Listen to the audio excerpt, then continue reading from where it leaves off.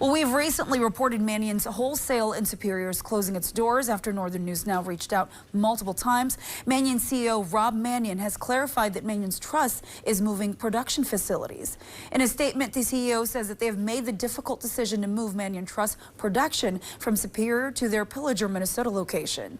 Manion adds it was a decision not taken lightly, and while he didn't share exact details, he added that continuing production in Superior was just not sustainable.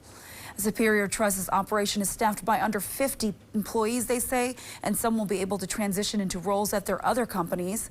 We are working to confirm when that change will take effect.